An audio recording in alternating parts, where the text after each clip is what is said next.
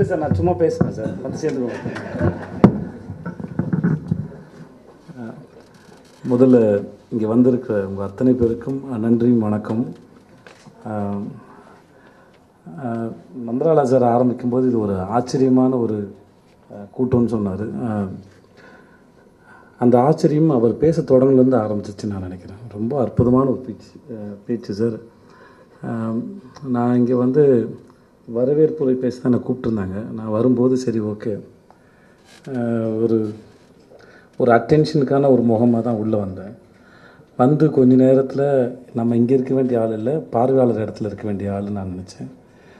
அப்புறம் நந்தாள சார் பேச ஆரம்பித்து, அப்புறம் இஸ்ரா சார் பேச ஆரம்பிக்கும்போது நான் முடிவு பண்ணிட்டேன், நான் மாணவனாக மெல்ல மாறிக்கொண்டே இருக்கிறேங்கிற ஒரு தருணத்துக்கு போயிட்டேன். நான் அது வாழ்க்கையில் சில பேருக்கும் நமக்குமான உறவுகள் வந்து ஏதோ ஒரு காரணத்தினால ஒரு தொடர்பு ஏற்படுத்துது.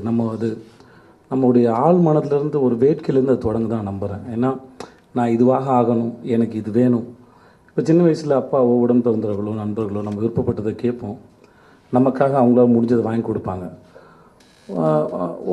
ஒரு வயசுக்கு அப்புறம் எதையாவது செய்யணும், இல்லை எதையாவது சாதிக்கணும், அதுக்கு ஏதாவது அறிவு வேணும் அப்படின்னு சொல்லும்போது அதுக்கான ஆசான்கள் வந்து நம்ம வாழ்க்கையில் வந்து யாரோ ஒருத்தர் எங்கேருந்து ஒருத்தர் வந்து நம்மளோட அறிவு குளத்தில் ஒரு கல்லை போட்டு கொஞ்சம் கலங்கடிச்சிட்டு போவாங்க.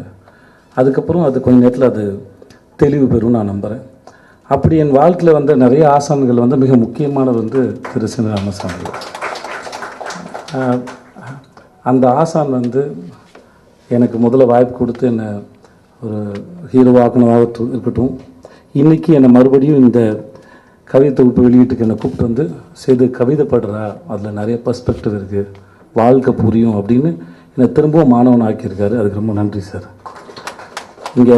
இங்கே கவிதை படித்தார். நான் படித்த போது எனக்கு சார் என் ஆஃபீஸ்க்கு வந்த போது வந்து எனக்கு கவிதை புரியலை, நிஜமாக புரியலை. ஏன் எளிமையாக இல்லைன்ற கேள்வி எனக்கு இருந்தது. ஆனால் அதை எனக்கு சரியாக படிக்க தெரியல, எனக்கு சரியாக பார்க்க தெரியலங்கிறத நீங்கள் 2 பேரும் எனக்கு ரொம்ப அழகாக பாடம் எடுத்தீங்க. இந்த வகுப்பறையில் நான் ரொம்ப அற்புதமான இந்த நேரத்தை நான் செலவழித்தேன். பருவ வயதில் நம்ம காதலிக்கிற பெண்ணோடு இருக்கிற நேரம் போகிறதே தெரியாதும்பாங்க, அந்த மாதிரி இருந்தது சார். ரொம்ப நன்றி சார். மிக பிரமாதமான ஒரு ஸ்பீச் சார். நான் வந்து பிரார்த்தனை தீர்ந்து போகிறதுக்கு முன்னாடி கற்பூரம் கரைஞ்சிடக்கூடாது என்கிறது போல் எங்கிட்டே இருந்தேன் சார். நான் மிக பிரமாதமாக இருந்தது சார். ஒருத்தர் படிக்கும்போது பட்ஜெட்டை சொல்கிறாரு, மல்யுத்த வீராங்கனை மேற்கோள் காட்டி பேசுகிறாரு, சமகாலத்தோடு பேசுகிறாரு, முன்னாடி போகிறாரு நந்தலாலா சார். இஸ்ரா சார் பேசும்போது அப்படியே கவிதை எடுத்துட்டு பின்னாடி போகிறார், சங்க காலத்துக்கு போயிடுறாரு. ஸோ இந்த டைம் ட்ராவல் இருக்கு இல்லையா, இது என் கண் முன்னாடி நிகழ்கிறத நான் பார்த்துக்கிட்டே இருக்கிறேன். ரொம்ப அற்புதமாக இருந்தது. ஒரு விஷயம் வந்து அது புரியும் போது நான் நம்புவேன். என் நண்பர் ஒருத்தர் மணியன் சொன்னதான் நினைக்கிறேன், இப்போ மூளைங்கிறது ஒரு மிகப்பெரிய இந்த உலகத்தை போல் இருக்க இடம்னு வச்சுக்கிட்டிங்கன்னா, நம்ம பயன்படுத்துகிற இடத்துல மட்டும் நம்ம விவசாயம் பண்ணணும்னு வச்சுக்கோங்களேன். நீங்கள் படிக்க உலகம் புரிய நீங்கள் அந்த இடத்த பெருக்கிக்கிட்டே போகிறீங்கன்னு சொன்னாங்க. இன்றைக்கி அந்த மூலையில் விவசாயம் பண்ணுறதுக்கும் இடத்த பிடிக்கிறதுக்குமான ஒரு பெரிய ஆர்வத்தை இந்த கூட்டம் வந்து எனக்கு ஏற்படுத்தி கொடுத்ததுக்கு ரொம்ப ரொம்ப ரொம்ப நன்றி. இதில் வந்து நான் சில கவிதைகள் புரிஞ்சது, ரசித்தேன். சிலது ஏன் அப்படி எழுதியிருக்காரு அப்படின்றது. இப்போ நான் படிச்சுட்டு நான் ரொம்ப நேரம் கேள்வி கேட்டு புரிஞ்சுக்கணுமான்ற ஒரு கேள்விலாம் எனக்கு இருந்தது. நல்லா இருந்தது சார், கேட்டுக்கலாம்.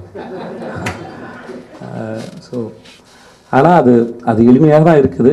நான் அது எளிமையாக பார்க்கலன்றது தெரிஞ்சது. எனக்கு அந்த உப்பு வியாபாரியோட அந்த ஒரு தெருவின் மௌனத்தை கழிச்சு அந்த உப்பு வியாபாரியோட கவிதை வந்து ரொம்ப பிடிச்சி. எனக்கு சின்ன வயசில் ஒரு தள்ளு வண்டியில் முதுகில் இவ்வளோ பெரிய கட்டி வச்சுக்கிட்டு வெள்ளை பனின்னு ஒரு ப்ளூ கலர் கட்டம் போட்டு லுங்கியும் கட்டிக்கிட்டு ஒரு பெரிய மூட்டையில் உப்பு விற்றுட்டு போய் எங்கள் ஊரில் நான் பார்த்துருக்கேன். அப்போது உப்பு வந்து 1 கிலோ வந்து ₹1.50 வந்தது. எனக்கு அந்த சின்ன வயசில் ஒரு கேள்வி இருந்தது, இவ்வளோ பெரிய மூட்டை விற்றாலும் அவருக்கு ஒரு 15-20 ரூபா கூட தேராது, இதை ஒரு வியாபாரம் பண்ணிகிட்டு இருக்காரு அப்படின்னு நான் அன்றைக்கி யோசிச்சிருக்கேன். ஆனால் இவர் சார் சொன்ன மாதிரி எல்லாரும் வேலைக்கு போனதுக்கப்புறம் அந்த தெருவே அமைதியாக இருக்கிற அந்த இடத்துல ஒரு உப்பு வியாபாரோட அந்த ஒரு வருகை வந்து அந்த தெருவை எப்படி கலைச்சதுன்னு அந்த விஷுவலை வந்து ரொம்ப அழகாக க்ரியேட் பண்ணி நிறைய கவிதைகள் வந்து பார்க்குறது போல் இருந்தது சார். நிறைய ஒரு பெரிய காட்சியோ ஒரு அழகிய ஒரு நிஜமாக ஒரு ஃபோட்டோகிராஃபை பார்த்தது போல் ஒரு பெரிய இதுவாக இருந்தது. ஒரு பெரிய தூண்டுற விதமாக இருந்தது சார், ஞாபகங்களை கூட்டு போகிற மாதிரி இருந்தது. முக்கியமாக எளிய மனிதர்களை பற்றி பேசும்போது எஸ்ரா சார் சொன்னார், நீங்கள் சொன்னது தெரியல, அது இந்த உலகம் சாரதா சொன்னீங்க, இந்த உலகம் சுற்றுறதுனால நம்ம இருக்கிறத போல எளிய மனிதர்களால் தான் நம்ம இயங்குறோம்னு சொன்னது வந்து அது மிக அற்புதமான ஒரு speech sir. Thank you so much sir. இங்கே வந்ததுக்கு நான் ரொம்ப சந்தோஷப்படுறேன். ரொம்ப நன்றி. வந்திருந்த அனைவருக்கும் நன்றி சார். நீங்கள் வந்து பேசுகிறீங்க சார். நான் அப்படி வாங்க சார். இப்பொழுது இயக்குனர் கவிஞர் திரு சீனிவாசசாமி அவர்கள் வந்து தன்னுடைய வாழ்வின் அனுபவத்தை, அவர் கவிதையாக்கின அனுபவத்தை நம்ம இன்றைக்கி பகிர்ந்துப்பார். வருக வருக சார்.